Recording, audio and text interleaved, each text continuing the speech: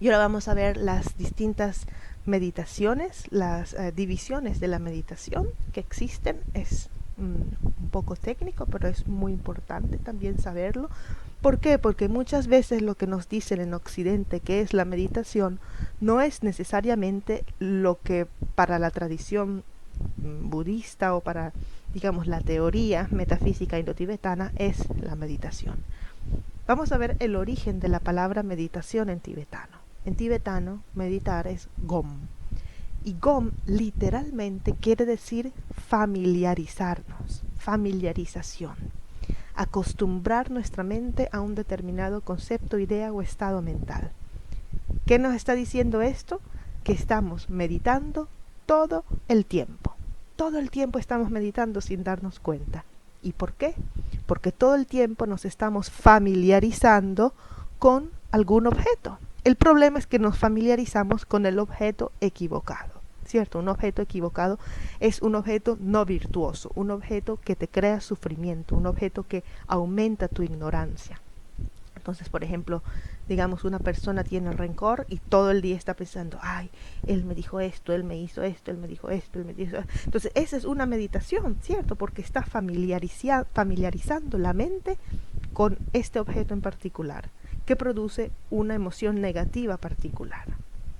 Entonces, eso es lo que es una meditación equivocada. ¿Por qué? Porque la meditación tiene que ser, en teoría, virtuosa. Tiene que aumentar tus cualidades positivas y disminuir tus cualidades negativas. Pero como nosotros, sin darnos cuenta, lo que hacemos es lo opuesto, entonces estamos aumentando nuestras cualidades negativas y disminuyendo nuestras cualidades positivas. Y decía que son buenas noticias porque quiere decir que ya tenemos en nosotros la capacidad de familiarizarnos, la capacidad de meditación. Lo único que tenemos que hacer es cambiar el objeto con el cual nos estamos familiarizando. Y para esto, ¿qué necesitamos? Obviamente, atención y presencia, porque sin atención y presencia no nos vamos a dar cuenta de lo que estamos pensando, no, sin esta presencia.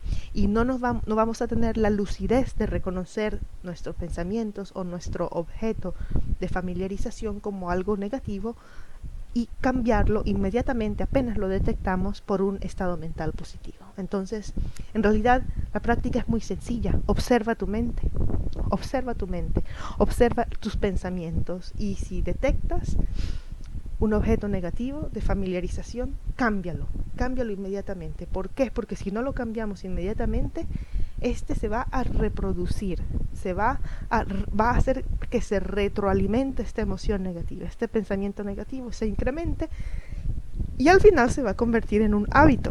Y obviamente los hábitos son difíciles de romper. Entonces, eso es lo que verdaderamente significa meditación en tibetano, meditar, familiarizarse.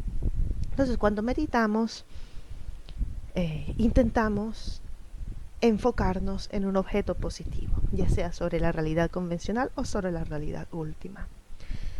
Y podemos ver ahora las divisiones de la meditación. La primera es división entre meditación analítica y contemplativa, que corresponden con vipassana y shamatha, visión profunda y calma mental. Shamatha o shine en tibetano. Y vipassana es sánscrito, lakton es en tibetano.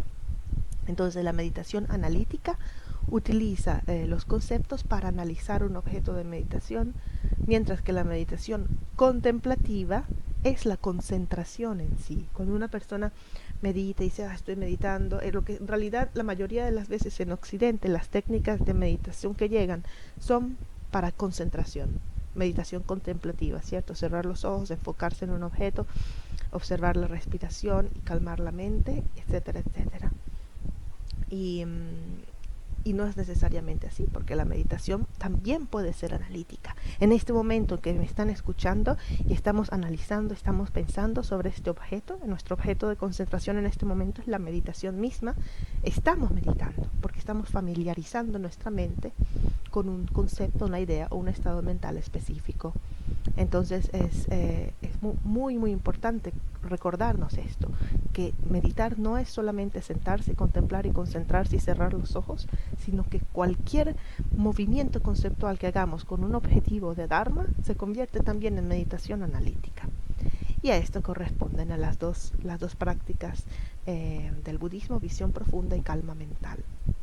Con respecto a esto, podríamos decir que se hace una analogía muy bonita con respecto a Vipassana y Shamatha, y podemos imaginarnos una vela en un cuarto oscuro donde hay algo de viento. Entonces esta sería nuestra mente cuando no está enfocada. Cuando hay una vela prendida en una habitación oscura, pero hay algo de viento, la luz de la vela sí alumbra, por supuesto que alumbra, pero no podemos enfocar muy bien los objetos, ¿cierto? Porque la vela se está moviendo constantemente por el viento. Entonces, hacer que se calme el viento sería la calma mental. Cuando se calman nuestra mente, entonces la luz de la cognición pura, ¿cierto? De nuestra capacidad cognitiva, de lo que sería el Rigpa, ¿cierto? El claro conocedor que es nuestra mente, puede brillar con mucha más fuerza. De la misma manera que cuando calmamos el viento en una habitación oscura, la luz de la vela alumbra con mucha más claridad. Podemos ver con mucha más claridad los objetos a nuestro alrededor. Y esa es la razón por la cual siempre se intenta hacer calma mental antes de la visión profunda, porque no hay ningún problema en hacer una meditación analítica, una meditación vipassana o análisis de la realidad sin calma mental. No hay ningún problema, se puede hacer igual.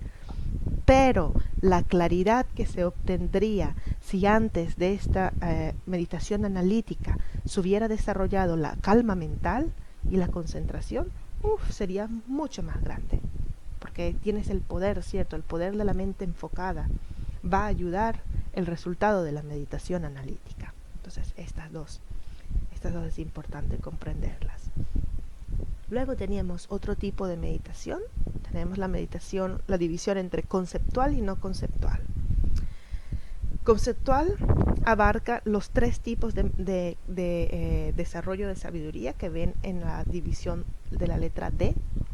Hablamos a menudo de los tres tipos, ¿cierto? La sabiduría que surge del escuchar, del reflexionar y del meditar. Entonces, estas tres tienen una parte, son conceptuales, menos la última puede ser conceptual y no conceptual. Estas tres entran dentro de la meditación conceptual. Y esto nos dice mucho, ¿cierto? A veces escuchamos decir que la meditación es vaciar la mente, no tener conceptos, pero una gran parte de las divisiones de la meditación son conceptuales. Entonces, conceptual quiere decir que utilizamos nuestra mente conceptual, y no conceptual quiere decir que percibimos sin agregar ningún significado a lo que estamos percibiendo. Es decir, percibimos el objeto en sí, sin movimiento de conceptos que lo explique, y por eso lo llamamos percepción directa. La percepción a través de los conceptos la llamaremos percepción indirecta. Entonces, percepción conceptual, percepción indirecta, ¿cierto? Porque nuestra mente conceptual ha tenido que explicar lo que estamos percibiendo, y percepción no conceptual es una percepción directa. Estás directamente percibiendo el objeto sin necesidad de que la mente lo explique, sin necesidad de que entre en conceptos. Entonces, con respecto a la división de la letra D, el escuchar, el reflexionar y el meditar, la sabiduría del escuchar surge cuando, por ejemplo, estamos escuchando una enseñanza y la comprendemos. Esa comprensión la llamaremos sabiduría del escuchar. Cuando repetimos dentro de nuestra mente, nosotros mismos reflexionamos sobre lo que escuchamos y vuelve a crearse esa comprensión, pero aún más profunda, porque ahora ya viene de dentro de nosotros mismos, no solo de la enseñanza, ¿cierto?, sino de nuestra propia comprensión. En ese momento surge la sabiduría del reflexionar.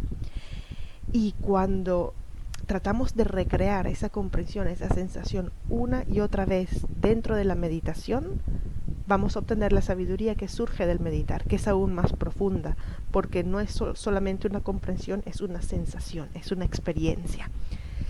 Y esta también puede ser conceptual o no conceptual. Si recuerdan los 5 senderos del vehículo Mahayana, las primeras dos, del escuchar y del reflexionar, se encuentran en los senderos de la acumulación y de la preparación, estos primeros dos. Luego, La sabiduría del meditar o de la meditación se encuentra al final del sendero de la preparación, y cuando esta sabiduría, esta percepción de la vacuidad se vuelve no conceptual y tenemos una visión directa de la vacuidad, en ese instante entramos en el sendero de la visión, que es el tercer sendero. Entonces, ahí es cuando ocurre la primera visión no conceptual de la vacuidad. Luego tenemos los objetos, la división según los objetos. Okay, tenemos los objetos sensoriales, objetos mentales y meditación sin objeto. Entonces, el primer tipo de meditación es la meditación sobre objetos sensoriales. Y aquí había explicado un punto muy importante, que cuando meditamos sobre objetos sensoriales, ¿qué son objetos sensoriales? Todo lo que puede ser percibido a través de los 5 sentidos. Aquí no estamos incluyendo los objetos mentales, porque esos son la siguiente división. Todo esto lo podemos utilizar como objetos de meditación. Pero es importante recordar que estamos meditando sobre la imagen que crea nuestra mente del objeto sensorial. Voy a repetirlo. Es súper importante, porque imaginémonos que queremos meditar visualizando una imagen de un Buda, ¿ok? El Buda Shakyamuni, imaginemos que este es nuestro objeto de meditación. Y tenemos enfrente de nosotros, en nuestro altar, donde sea, una imagen del Buda. Entonces, mi maestro Geshe Tsewan Nyima siempre decía que no tiene ningún beneficio meditar mirando físicamente, observando esa imagen. Que lo que tenemos que hacer es observar la imagen con concentración, pero luego reproducir esa imagen dentro de nuestra mente. Y vamos a meditar sobre la imagen mental del objeto de meditación, no con la percepción directa, sensorial del objeto de meditación. Y yo no entendía, le decía, pero ¿por qué? ¿Por qué no podemos meditar observando? ¿Por qué no se puede desarrollar la concentración observando directamente un objeto visual, por ejemplo, si ese es nuestro objeto de meditación? Y Geshe-la dijo algo muy obvio y muy sabio también, que es: la concentración es una cualidad mental, por lo tanto solamente se desarrolla en la mente, no tiene que tener conexión con los órganos de los sentidos. Entonces, totalmente tiene sentido, ¿cierto? Imaginémonos que estamos tratando de concentrarnos sobre una imagen. Primero visualizamos la imagen, pero luego podemos, por ejemplo, cerrar los ojos o desviar la vista y tratar de reproducir esa imagen en nuestra mente. Cuando la imagen aparece en la conciencia mental, allí es cuando podemos desarrollar concentración hacia la misma, no cuando la estamos percibiendo directamente. Entonces, esta se llama meditación sobre objetos sensoriales. La siguiente, meditación sobre objetos mentales, es también muy sencilla, es meditar, ¿cierto? Concentrarse o analizar objetos que solo pueden ser percibidos a través de la conciencia mental. Emociones, conceptos, ideas, amor, compasión, todo esto, paciencia, son objetos mentales, algo que solo la conciencia mental puede percibir. Entonces, cuando los recreamos, los reproducimos en nuestra meditación, estamos meditando sobre objetos mentales. Y luego tenemos la meditación de las meditaciones, la meditación sin objeto, que es lo más importante de las prácticas elevadas de Dzogchen y de Mahamudra, que es dentro de las divisiones del Tantra en el budismo tibetano, son la punta, son lo máximo de lo máximo, lo más elevado que hay, ¿cierto?, de todos los tantras y los sutras, y consisten en observar a la mente misma. Entonces se llama sin objeto, pero en realidad no es totalmente sin objeto, porque una conciencia tiene que tener un objeto, porque una conciencia es un sujeto. Entonces recuerden, interdependencia. No puede haber un sujeto sin un objeto que está siendo percibido por este sujeto, que es una conciencia, una mente. Entonces se llama sin objeto porque es la mente que percibe la mente misma. El objeto es el sujeto mismo. Entonces es muy increíble cuando meditamos de esta manera. La mente que observa la mente, que observa la mente, que observa la mente. Por eso se llama sin objeto, porque no hay una base, no hay ningún lugar de donde aferrarse. Por eso dice la meditación de Mahamudra, dice la la mente, la naturaleza de la mente no tiene base, no tiene objeto. Entonces, ¿qué ocurre? ¿Por qué es tan importante esta meditación sin objeto? Porque si la mente observa la mente, si el observador observa al observador, que va a encontrar que está observando el observador, que está observando, y así al infinito, hasta que percibes la naturaleza de la mente, la naturaleza misma de la mente, que es vacuidad, y simultáneamente percibes la realidad última. Entonces es una meditación maravillosa, la meditación de Mahamudra, como dice este verso sobre el cual meditamos la otra vez, del Gangama, las instrucciones de Mahamudra de Tilopa. Dice eso: cuando observas el centro del espacio, después de un tiempo, ¿cierto?, desaparece la idea de centro y de bordes y de lados y direcciones. No hay base, es todo espacio infinito. De la misma manera, cuando la mente observa a la mente, desaparecen todos los conceptos y se obtiene Mahamudra, se obtiene la iluminación, percibes la naturaleza de la mente. Entonces, estas son las divisiones de la meditación.